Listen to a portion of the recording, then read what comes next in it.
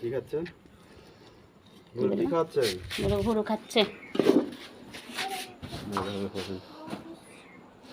ও মাগলা তুললে তুললে মানে নালা কষ্ট করেন না, বাড়ির ভিতর দিয়ে আসি।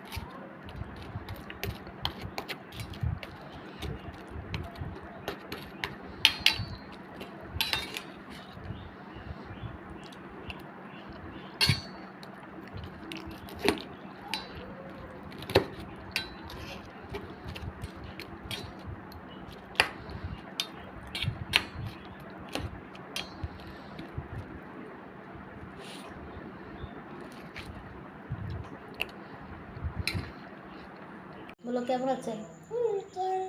ভালো আছে? কথা বলো তোমার, কথা বলো। আসসালামু আলাইকুম সবাইকে, কেমন আছেন সবাই? দূরে এবং কাছে থেকে যারা আমার ভিডিও দেখছেন সবাইকে আমার চ্যানেলে স্বাগতম ও অভিনন্দন। আশা করি সবাই ভালো আছেন, সুস্থ আছেন। সকালবেলা সব কাজ সেরে কিছু নাস্তা পানি করে নিলাম হালকা পাতলা। এরপরে দুপুরের জন্য তরকারি কেটে বেছে পরিষ্কার করে নিলাম, তারপর রান্না করতে চলে আসলাম। এখন প্রায় 11:30 বাজে। তো বাটা মাছগুলো ভালোভাবে ভেজে নিচ্ছি, কারণ ফ্রিজের মাছ ভালোভাবে না ভাজলে তরকারি দিলে কেমন একটা গন্ধ লাগে। বাটা মাছ দিয়ে ছোট আলু সাজনা চচ্চড়ি করলে এত পরিমাণে মজা লাগে যা আপনাদের বলে বোঝাতে পারবো না। আর এই তরকারিটা কিন্তু হাতে মাখিয়ে রান্না করলে ভালো লাগে না, তেল তাতিয়ে নিয়ে ওখানে ভালোভাবে কষিয়ে নিতে হবে। এমনভাবে কষাতে হবে যেন সেটা ভাজা ভাজা মতন হয়ে যায়। আর খেয়াল করেন আমি কিন্তু এখানে প্রায় 1 পোয়ার মতো পেঁয়াজ দিয়েছি। এই তরকারিতে যত পরিমাণে পেঁয়াজ দেবেন তরকারিটার স্বাদ তত পরিমাণে বেড়ে যাবে।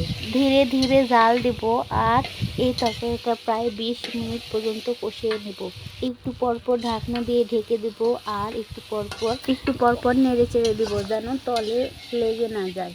আর এখানে তো কষানোর জন্য আমি কোনো প্রকার ঝোল ব্যবহার করিনি। এখান থেকে পেঁয়াজ থেকে আর এই তরকারি থেকে যে ঝোল বেঁচেছে সেগুলো দিয়ে এগুলো কষিয়ে নিয়েছি, ভালোভাবে কষিয়ে নিয়েছি। এরপরে ভালোভাবে দেখুন এক সামান্য পরিমাণও কিন্তু নিচে পানি নেই, একদম ভাজা ভাজা হয়ে গেছে। সাজনা আর আলু আর সাজনা যে কাঁচা গন্ধ ভাব থাকে সেটা কিন্তু চলে গেছে এই কষানোতে। এইভাবে আপনারা রান্না করে দেখতে পারেন, অনেক ভালো লাগে কিন্তু এইভাবে রান্না করে।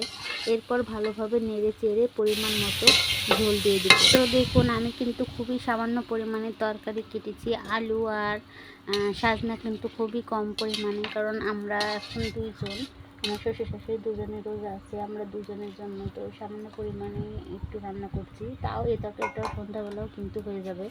তো পরিমাণ মতো ঝোল দিয়ে দিলাম। আর দেখুন পেঁয়াজগুলো কিন্তু কষানোতে একদম মানে একদম মিশে গেছে।